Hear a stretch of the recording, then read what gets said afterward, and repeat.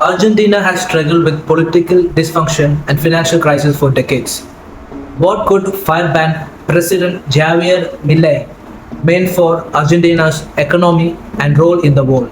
Argentina is Latin America's second largest country by area and the region's third largest economy. Over the last past century, it has vacillated between economic growth and dysfunction, going from being one of the richest countries in the world to becoming one mired in a prolonged financial crisis, massive debt, and triple digit inflation. Meanwhile, the legacy of populism and military rule has left the country's political culture deeply divided. The economic and political situation has only grown more dire as Argentina grapples with mounting debt, including tens of billions of dollars of loans from the International Monetary Fund (IMF). President Javier Milei has promised drastic economic and political restructuring and pledged to realign the country's foreign policy to emphasize greater cooperation with the United States and the West. This could also include downgrading the Mercosur trade bloc and distancing itself from China, Argentina's second largest trade partner. After gaining independence from Spain in 1860, Argentina cycled through democratic and military rule for more than a century. In 1943, army officer Juan Perón took power in a coup and ruled Argentina on and off for the next 3 decades. His populist political philosophy, known as Peronism, has dominated the country's political ever since. Throughout his time in office, Peron persuaded many left-leaning policies, nationalizing the central bank and several large corporations, expanding health and welfare benefits, and establishing an alliance with organized labor unions. Historians attribute much of Peron's success to the charisma of his second wife, Eva, who advocated for greater labor rights and pushed Congress to pass Argentina's women's suffrage law. Peron's popularity did not prevent continued interventions by the military, which eventually forced him into exile in 1955 and banned the Peronist Party for nearly 2 decades. A new military junta, the National Reorganization Process, took power in 1976, seeking to purge the country of suspected left-wing dissidents. Its 7-year campaign became known as the Dirty War, during which 10 and 30,000 people were killed or disappeared, while military rule ended with the election of President Juan Ricardo Alfonso in 1983. Argentina continued to grapple with political instability through 1990s. Today, Argentina has achieved relative democratic stability, though some critics say its hyper-presidentialist system still gives the president too much power. Justicialist Party, commonly known as Peronist, the Justicialist Party advocates for greater economic interventions and welfare state policies, as well as economic independence from wealthier countries. Peronism's long domination of Argentinian politics continued under Nestor Kirchner and Cristina Fernandez de Kirchner, spouses who consecutively served as presidents of Argentina between 2003 and 2015. Cristina Fernandez later served as vice president under President Alberto Fernandez, and they have no relation from 2019 to 2023. Now, Radical Civic Union, which is the UCR, founded in 1891. The UCR is Argentina's oldest surviving political party, having spent most of the past century in opposition to the Peronists and the various military-led regimes. The party's ideology has shifted over the years, and it has come to include both more liberal and conservative factions. Generally, the UCR favors reducing the national debt, educational reform, and strengthening the human rights, and has historically represented the interest of the urban middle class. The next party, which is the Libertarian Party, President Milei brought the far-right party into spotlight with his 2023 electoral victory, founded in 2018. The party advocates for free markets, dramatically cutting the size of the state, and strong conservative stance on social issues such as abortion. There are also dozens of small parties that cycle in and out of political coalitions. Now, what are the major social and political fault lines? Despite its democratic consolidation, Argentina continues to grapple with the issues of corruption and low public trust in institutions. The country also struggles with deep polarization known as La Greta or the Rift.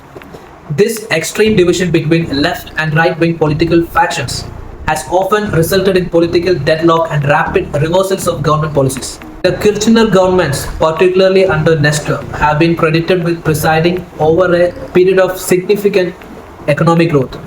But their time in office was marred by allegations of fraud.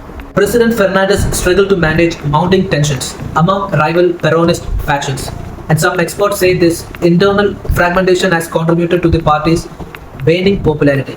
Radical libertarian Javier Milei's 2023 victory underscored the death of the Greta, signaling a rejection of the Peronist establishment and the broader political elite. Milei, known by the nickname El Loco or the Crazy One, presented himself as an outsider, promising drastic economic and political change. Railing against big government, he slashed the numbers of government ministries by almost half and has proposed eliminating the central bank. He opposes abortion and mandatory vaccination, is skeptical of climate change, and supports drug legalization and deregulation of firearm ownership. So, how did Argentina's economy develop? Argentina has historically vacillated between periods of economic growth and crisis. Between 1860 and 1930, it became an economic powerhouse. In 1930, Argentina was one of the 10 wealthiest countries per capita in the world, ahead of France, Germany, and Italy. But beginning in the 1930s, Argentina's economy began to deteriorate rapidly as unsustainable government spending and over-reliance on commodity exports such as beef and wheat fueled frequent boom-bust cycles.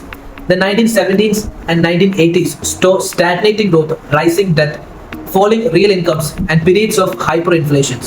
Some economists call this the Argentina paradox, by far the sharpest decline of a formerly rich country in history. In the 1990s, the government abandoned its previous state-led development model in favor of a series of market-friendly reforms. This opened the economy through trade liberalization, deregulation, and privatization. Officials also pledged the Argentinian peso to the US dollar in an attempt to stabilize the economy. However, a devastating economic crisis followed in 2001 when Argentina could not maintain the peg and was unable to pay 95 billion worth of debt, the largest of 9 defaults in its history. A 2005 restructuring only received the support of around two-thirds of Argentina's bondholders, leading to more than a decade of legal wrangling that blocked Argentina from borrowing from international markets. The upheaval of the 2001 depression saw a revival of left-wing politics under Nestor Kirchner. A global commodities boom allowed the economy to recover and Argentina to repay its nearly 10 billion debt to the International Monetary Fund. The administration of Cristina Fernandez de Kirchner, however, faced criticism for imposing price and export controls, nationalizing Argentina's largest energy company and the private pension system, and again ballooning the country's public debt. Her successor, Mauricio Macri, sought to improve a worsening economic situation by cutting export taxes, lifting currency controls, and negotiating a debt settlement with holdout creditors, allowing Argentina to regain access to international markets. The resulting surge in international borrowing supported a brief recovery, but it could not be sustained. And in 2018, a run on the peso forced Macri to sign a 44 billion loan agreement with IMF, the largest in the bank's history. A return to Peronist policies under Alberto Fernandez so increased taxes to try to plug the budget hole and another restructuring of Argentina's bonds in 2020. So now what are the current economic challenges in Argentina? There is a major economic potential. Argentina is the third largest economy in Latin America behind Brazil and Mexico with a gross domestic product of 631 billion in 2022. More than half of Argentina's GDP comes from the services sector, including tourism with manufacturing industries such as automotives, pharmaceuticals, and chemicals, making up 16% of GDP. Agribusiness, which dominated the economy for much of the 19th and 20th centuries, now makes up only 7% of GDP. Though it still derives most of the Argentina's exports, the country also sits on some of the world's largest shale oil and gas reserves, though the government is increasingly looking to harness renewable energy. In addition, Argentina comprises roughly a fifth of South America's so-called lithium triangle, which contains about half of the world's known deposits of lithium, an element essential in the production of batteries. But Argentina's economic woes persist. Inflation topped 140% before the 2023 election and accelerated further after Milei allowed the peso to depreciate in December. The true budget deficit is as high as 10% of GDP, according to the IMF, and the national debt exceeds 400 billion, more than 80% of nominal GDP. The country's currency controls multiple exchange rates, and import barriers have made it harder for international companies to operate in Argentina and created persistent difficulties for domestic firms. And in addition to triple-digit inflation, Argentina is grappling with rising poverty and a burgeoning informal currency market. Citing these challenges, Milei has proposed radical changes. But since taking office, he has shelved plans to dollarize the economy and instead prioritized cutting spending and reducing the deficit, leading the IMF to disperse the remaining funds in Argentina Rescue Program.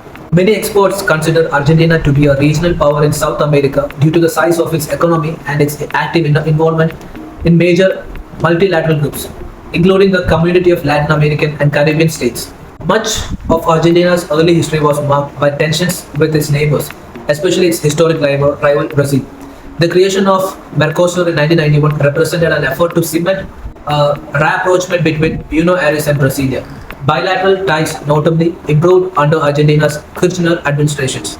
But the Peronist supports for Venezuela's Nicolas Maduro regime under Fernandez increasingly put them at odds with Brazil and much of the region. Argentina's relations with its neighbors have also been tested by concerns over security.